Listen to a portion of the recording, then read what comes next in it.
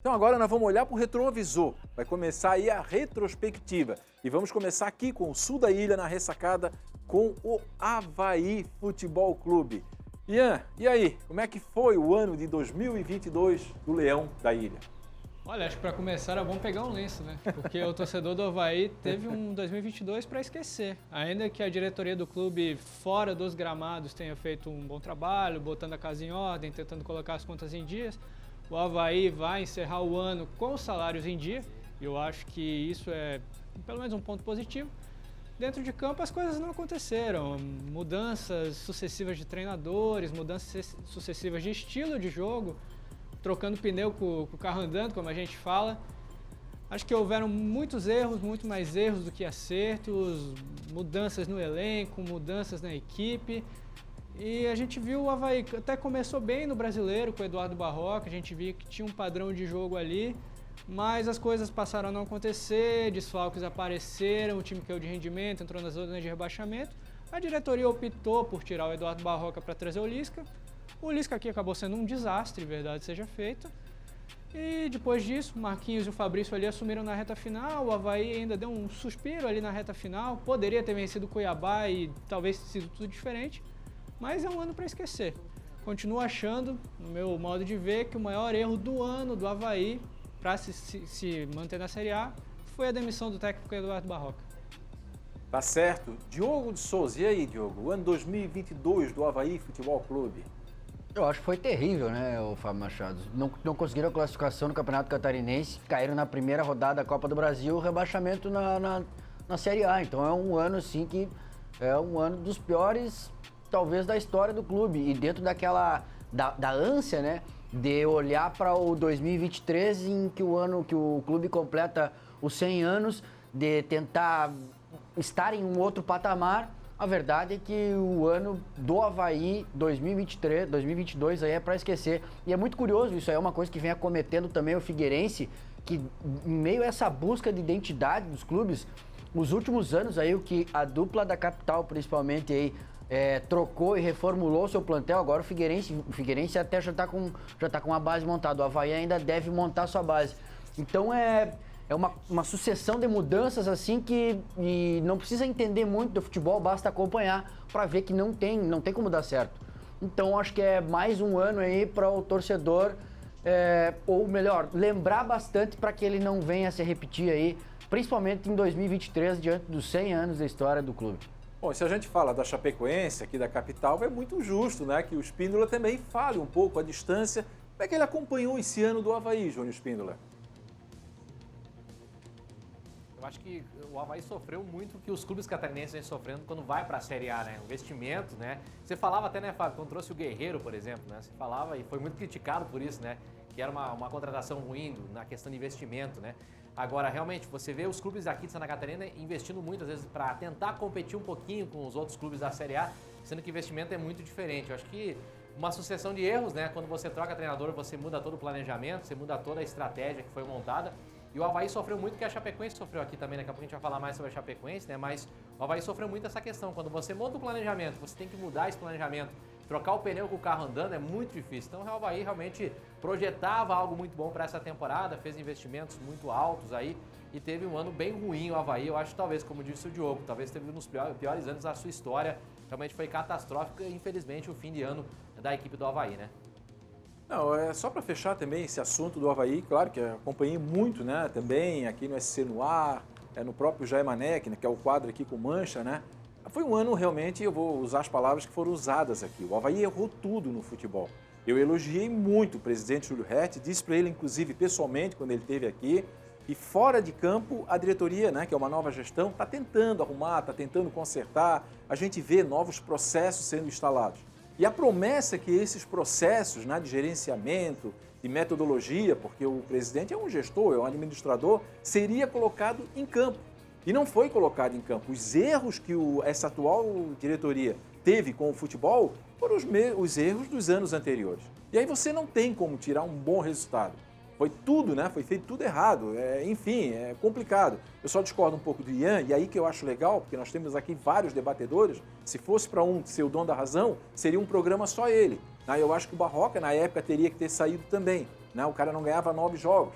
Mas assim, são detalhes que a gente tem que avaliar, são detalhes que a própria diretoria do Avaí tem que pontuar. Então agora, com a chegada do Alex, né, uma nova gestão, uma nova comando técnico, tem que tentar corrigir. Mas já estou preocupado com algumas sinalizações, já estou preocupado com algumas coisas que estão acontecendo, alguns possíveis jogadores que podem aportar na ressacada, que vão aí, podem repetir o Guerreiro, pode repetir o Renato no departamento médico, pode ser um novo Muriqui, mas enfim, vamos projetar coisa boa, vamos tentar torcer para que os erros sejam sanados, né, e corrigidos no Avaí Futebol Clube. E olha, lá de Brusque, né, o Rodrigo Santos vem trazer para a gente como é que foi o ano de 2022 do Bruscão. Fala, Rodrigo! Olá, pessoal do Clube da Bola, tudo bem? Olha, Brusque teve um ano cheio de altos e baixos, teve esse tombo para a Série C, mas a diretoria está trabalhando para tentar aí fazer um time competitivo para essa temporada. O ano começou muito bem, o time foi campeão catarinense com apenas uma derrota por Ercílio Luz, passou aí pela fase final pela primeira fase com a melhor campanha, na fase final eliminou o Avaí, eliminou o Concórdia e na final acabou passando pelo Camboriú com 2 empates e sendo campeão no regulamento. Não disputou a Copa do Brasil. Na Série B até teve um início razoável, mas acabou batendo num problema que, mais uma vez, desperta aquele pensamento, né? Que o catarinense não serve de referência para o brasileiro. Você tem jogadores no Campeonato Catarinense que renderam tão bem, casos de Diego Jardel e Alexandro, só para citar 2, e chegou o Campeonato Brasileiro, eles simplesmente desapareceram, não foram mais jogadores que fizeram a diferença.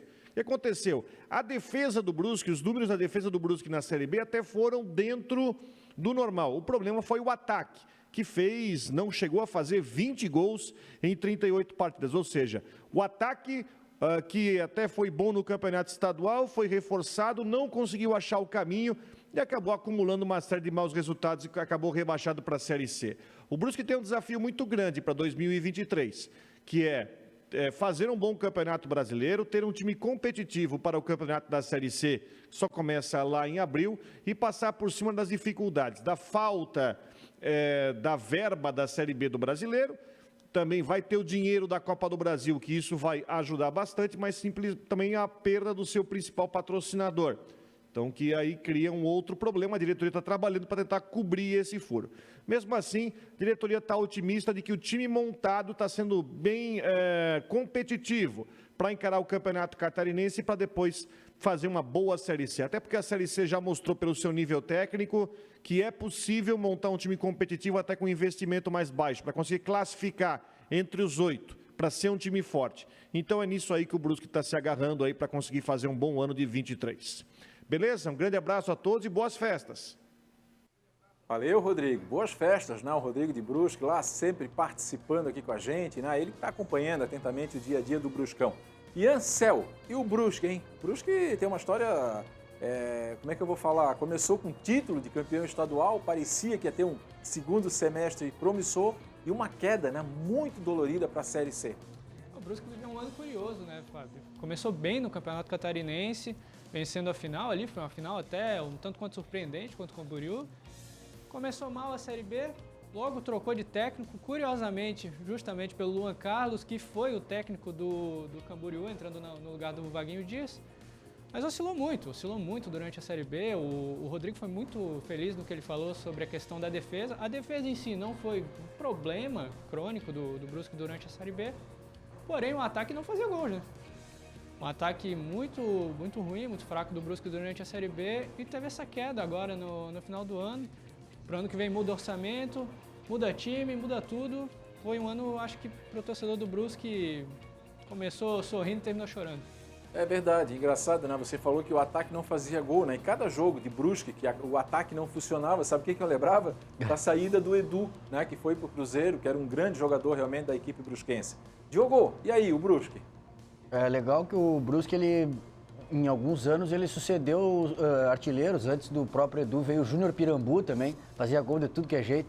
Mas eu acho que a grande sacada do Rodrigo é engraçado, né? Porque não é novidade, principalmente para quem acompanha o futebol, que é o catarinense não servir de termômetro para a sequência da temporada. O time foi campeão e aí sofreu muito aí no Campeonato Brasileiro da Série B e não à toa foi rebaixado. Fica o desafio, acho que o grande problema aí vai ser a busca por um patrocinador, com a saída da Havan aí do Brusque, e fica a expectativa. Lembrando que a Série C é caótica a Série C e é uma areia movediça e quanto mais rápido conseguir sair dali, melhor. O sentimento é o mesmo pro Figueirense que vai pro seu 3º ano na Série C. Mas fica a expectativa aí para esse Brusque que vai ter que entrar com a responsabilidade de atual campeão do Campeonato Catarinense, mas pela maneira como com o andar da carruagem, a tendência é que não consiga confirmar o bicampeonato. Mas agora tu falou no ataque, Fábio, me lembrei os piadistas da antiga, né, do futebol, que é o chamado ataque epilético, né? Esse do Brusque aí, que, enfim, ataque de asma. Então fica a expectativa aí para 2023. Foi um ataque que realmente não funcionou. Agora você falou no Júnior Pirambu, ele está no Camboriú. Né? Ah, o Júnior verdade, Pirambu assinou aí, com o Camboriú. Agora eu saio do Júnior Pirambu e vou para outro artilheiro, né? O Júnior Espíndola, lá em Chapecó, e vai fazer, né? Vai trazer uma retrospectiva. Ô Júnior, como é que foi o ano 2022 da Chapecoense? Foi um ano muito difícil, né, Fábio? Um ano muito sofrível aqui da Chapecoense. A gente começou já com aquele planejamento errado 2022 para 2023, devido à questão do orçamento que eu citei aqui antes. Aí vem o técnico Felipe Conceição. Aí o Felipe Conceição deixa a Chapecoense, né? E aí assume no meio do campeonato estadual ali o Bolívar, né? Aí o Bolívar é eliminado pelo Concórdia no campeonato estadual, vai muito mal. E assume o time, naquele jogo, inclusive, que a Chapecoense foi eliminado, o Gilson Kleina, já estava no estádio, enfim, assume o time na Série B. Aí, meu amigo, foi muito complicado. Aí depois de Gilson Kleina vem ainda Marcelo Cabo, e aí vem sim Gilmar Dalpozo, que consegue dar uma certa esperança para o torcedor da Chapecoense. O ano da Chapecoense foi muito delicado, um ano muito difícil. Nós sabíamos que ia ser bem delicado, né? Mas pelo Campeonato Estadual a gente já via que enfrentaríamos uma temporada muito difícil, né? A Série B começou, uma Série B muito competitiva, e a Chapecoense alcançou, é bem verdade, o objetivo de permanecer na Série B. Mas olha, vou te dizer, se agarrou de uma forma que quase caiu no precipício a Chapecoense nessa temporada. Terminou o ano se mantendo na Série B, mas foi um ano muito delicado. Delicado por quê? Orçamento não ajuda, planejamento não ajuda. Quando você troca de treinador, eu citei aqui antes, é muito difícil você manter o planejamento original do início da temporada. Então a Chapecoense viveu altos e baixos na temporada, mais baixos do que altos. E o Gilmar Dalpozo, querendo ou não, conseguiu fazer uma coisa que os outros técnicos não conseguiram. Levar o torcedor para dentro da Arena Condá para apoiar o time. E aí sim, a Chape venceu alguns jogos importantes. Conseguiu recuperar a força dentro de casa, perdeu a força fora de casa, é bem verdade, mas dentro de casa a Chapecoense conseguiu se agarrar e conseguiu manter os resultados para permanecer na Série B. Foi um ano muito difícil e por pouco, Fábio e amigos, não foi um ano catastrófico na Chapecoense. Júnior, eu confesso para ti que eu temi pela Chapecoense. Em determinado momento, eu comentei aqui no Clube da Bola, eu e Badá, né? Eu começava a ver a Chapecoense rebaixada para a Série C e eu ficaria muito preocupado, até porque o que falou, né, o Ney Maidana, né? O que seria uma Chapecoense ela indo para uma Série C? Mas enfim, se manteve ali e a Chapecoense agora, como nós já mostramos, né, anteriormente aí, se apresenta com o Bruno Pivetti aí tendo, digamos, uma nova dimensão, né, uma nova esperança aí de fazer uma boa campanha no ano que vem. Agora vamos falar de Criciúma, hein? E eu vou chamar o Ian Cel. Ian, e esse ano do Criciúma 2022?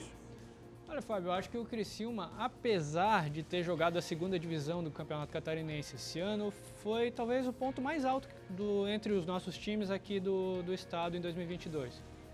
Fez ali o que? Cumpriu a obrigação, verdade seja dita, na Série B, conquistou o título, retornou à elite e teve principalmente tempo no início do ano para se preparar.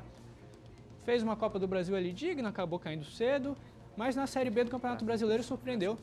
Foi bem, chegou a brigar pelo acesso, mas aquele jogo com o Vasco, que acabou perdendo em São Januário, foi fatídico ali para tirar as chances do Criciúma de subir. Mas no todo foi um ano bastante positivo. O Criciúma cumpriu ali até acima do que era esperado e chega, eu diria, como o principal favorito a conquistar o título do Campeonato Catarinense. O que chamou a atenção no Criciúma esse ano foi exatamente isso, um time que começou uma Série B e aproveitou exatamente essa Série B para mexer com o brilho da torcida, né? Houve lá tivemos lá associação em massa, né? Novos sócios, acho que chegou a ter 14 mil, chegou um determinado momento que eles tiveram que estancar, não pode mais se associar a ninguém. E jogos lá com 11 mil torcedores dentro do Heriberto Wilson, aquela festa. Isso realmente, a diretoria conseguiu, né? Conseguiu mexer com o brilho, com a honra, com o orgulho, disputando uma Série B. Diogo, e o Criciúma?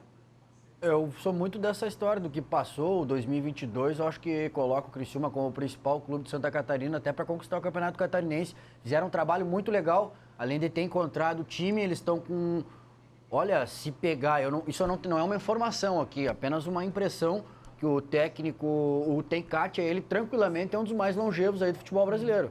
Então, acho que a comissão técnica foi mantida. A base, os principais jogadores foram mantidos. Então, o ano de 2023 aí tem tudo para ser melhor ainda para o Criciúma. Acho que o fato de não subir a Série A fez bem ao Criciúma, porque uma ascensão à Série A, claro que vem o dinheiro, vem a calhar, mas esse oceano que falamos há pouco aí, que debatemos, de alguns clubes estão abrindo aí na elite do futebol, eu acho que eles vão dificultando cada vez mais quem sobe. E o caso do Criciúma, por vir no ano anterior, numa ascensão da Série C, eu acho que, se é possível dizer assim, foi bom ficar na Série B para que reorganize, né, ou mantenha a organização da casa para fazer um 2023 assim mais próspero. Mas é muito curioso, assim, eu até queria fazer o gancho com a Chapecoense, que a Chapecoense, e eu não estou fazendo nenhum juízo de valor, é claro que o time em campo precisa entregar, mas nós vimos que a Arena Condá, uma pequena parcela do ano, da temporada, ela correspondeu, que foi no final, já com o Gilmar Dalpozo, a Arena Condá voltou a ser aquele caldeirão e voltou a vencer jogos. E a gente sabe que a torcida faz a diferença. Só que no resto do ano, a torcida era muito curioso ver os jogos na Arena Condá com a arena sempre vazia. E o Criciúma trouxe justamente isso aí, essa simbiose com a torcida, e a gente sabe o quanto isso aí pesa em campeonatos aí de longa escala, né? Os campeonatos de pontos corridos, que tu precisa de uma regularidade, a torcida é fundamental, o Criciúma está aí para explicar isso e promete aí um 2023 o mais próspero aí entre os catarinenses no momento. Olha, Diogo, eu vou te defender, tá? Depois lá embaixo tu me paga um picolé, tá? De chocolate lá, mas eu vou te defender uma coisa. Tu falou que não foi legal o Criciúma subir para a Série A. Eu tenho certeza que teve torcedor lá em Sara, Criciúma, Nova Veneza, Cocal, que pulou do sofá, né? O que é que esse cara tá falando? Mas eu te entendi, sim. Eu te entendi que como o Criciúma vem nesse processo de reconstrução, precisa se solidificar para chegar numa Série A com condições. De repente vai numa Série A, cai, né? É rebaixado, e aí de repente volta tudo a... Pode falar. Que alguém chamou ou não? Vai lá, Juninho. Perguntar, né, o que o Diogo está querendo falar, no sentido de... A Chapecoense viveu isso em 2021. E foi uma coisa muito ruim, porque a Chapecoense ganhou o título da Série B. Título inédito. Foi para uma Série A sem estrutura financeira. E olha o que aconteceu. A pior vamos dizer assim, campanha, né?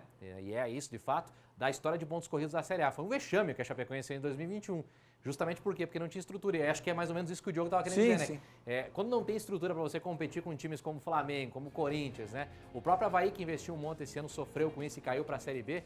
É muito delicado. Então, é preferível que fique ali e ganhe aquela musculatura na Série B, como aconteceu com o Criciúma esse ano, do que subir para uma Série A de forma inesperada no planejamento. É muito delicado isso aí. E eu, por ter entendido, vou ganhar um picolé, né? Eu não sou bobo, não sou nem nada. Ó, lá embaixo ele já vai pagar, de chocolate. E aquele grandão, aquele com recheio, com uma capa, tá? Eu quero aquele macho. É engraçado, né? Tem os clubes da Série B aí, por exemplo, Sampaio Correia e Ituano, eles têm muito essa prerrogativa, assim. Vão bater nos 45 pontos, fechar a casinha aqui, pronto, ficamos na Série B e o resto a gente vê o ano que vem.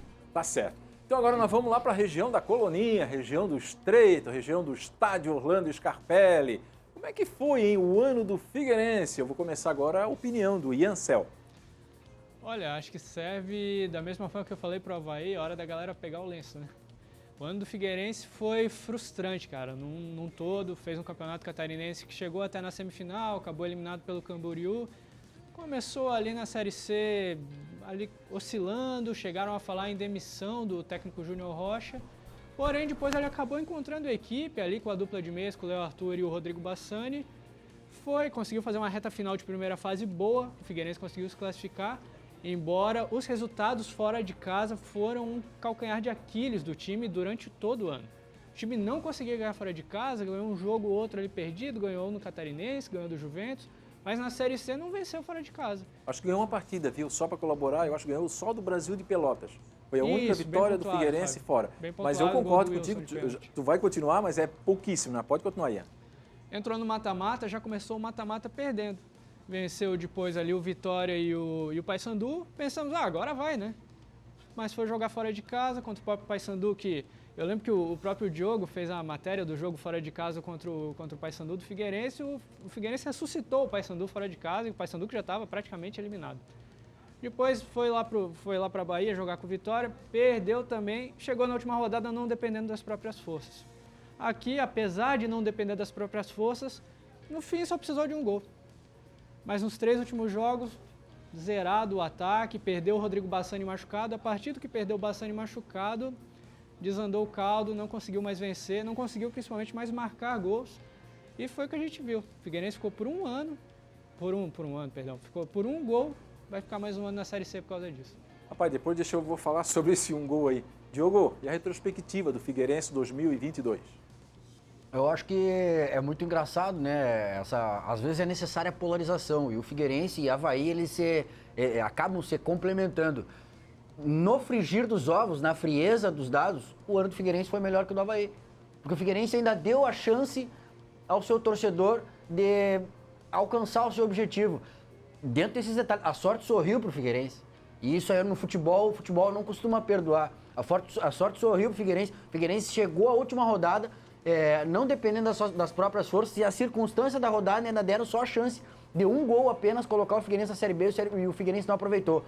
O que fica de, digamos assim, um sentimento de alívio ou que possa aumentar a expectativa é a ascensão do Figueirense. O primeiro ano na Série C, o Figueirense não deu a menor chance, sequer se classificou para a etapa seguinte. Esse ano já encabeçou, esteve muito próximo aí agora, mais uma vez, por um gol, de voltar à Série B. Então a tendência é que em 2023 o clube finalmente, esperamos assim que o clube tenha aprendido com os seus erros aí, a começar pela a sua estrutura de futebol está mantida. Então o mínimo que a gente espera é que o pessoal que pensa futebol e pensou o ano passado, pense de uma maneira diferente ou que não deixe o Figueirense nessa condição, essa condição mínima aí para voltar ao lugar que deve, que é a Série B. Mas se tiver que colocar entre Avaí e Figueirense, melhor ano é do Figueirense. E não quer dizer que isso é bom aí, viu? Digamos que foi o menos pior, né? É isso aí. O menos Agora, pior. o Júnior, e a distância aí em Chapecó, como é que vocês acompanharam aí essa luta, né? Essa saga do Figueirense Futebol Clube? Pois é, o Figueirense vive alguns anos bem delicados, mas o Diogo foi muito inteligente quando falou ali na questão do ano do Figueirense ser melhor que o do Avaí, né? Porque realmente, de fato, quando você briga para algo até o fim do campeonato, a torcida vê de forma diferente, você consegue manter todo mundo motivado, né? O Avaí viveu muito o que a Chapecoense viveu na Série A, por exemplo. Quando você perde ali alguns jogos, a torcida começa a desmotivar e tal, não vai mais pro estádio, já não disputa mais nada, né? O ano do Figueirense realmente foi um ano que o Figueirense, a sorte realmente sorriu pro Figueirense, né? Teve oportunidade, teve chance de subir para uma Série B de volta, né? Mas, infelizmente, não foi competente, né? Então, para subir para a Série B aí e aproveitar essa chance que ganhou até a última rodada, né? O Figueirense realmente é um time que a gente vê aqui de longe se organizando um pouquinho mais, né? Parecendo que quer um pouco mais, se organizando um pouco mais fora de campo. Parece que o Figueirense, ele mostra um pouco isso mais do que o Avaí, olhando a distância aqui, né? Então, para analisar os dois times da capital aí, o Figueirense parece que tá querendo um pouco mais que o Avaí a partir da próxima temporada e eu acho que o Figueirense vai ter uma boa temporada em 2023, hein? Deixa eu só dar um testemunho sobre esse gol. Eu falei aqui pro Ian, né? Eu ia falar sobre esse gol que não saiu. Eu moro no mesmo bairro Pereirinho, nosso câmera aqui, né? E um dia eu estava passando no supermercado, um caixa veio falar comigo dizendo assim, Fábio, sabe que às vezes eu perco a noite, eu perco sono à noite? Por quê, cara? Um problema aí? Podemos te ajudar? Ele disse, não. Eu começo a imaginar aquela bola que não entrou e só faltou um gol. Eu ainda não me conformo até hoje. E eu tive a oportunidade de falar isso para o Wilson, goleiro Wilson. E ele acabou concordando realmente, né? O que pesou, né? O que poderia ter mudado aquele golzinho, aquela bola não entrou. Só que esse torcedor me disse uma coisa muito interessante. Sabe o que doeu mais, Fábio? A cara de paisagem dos jogadores. Parecia que eles não estavam nem aí, que aquele jogo não era uma decisão. E claro que isso dói muito.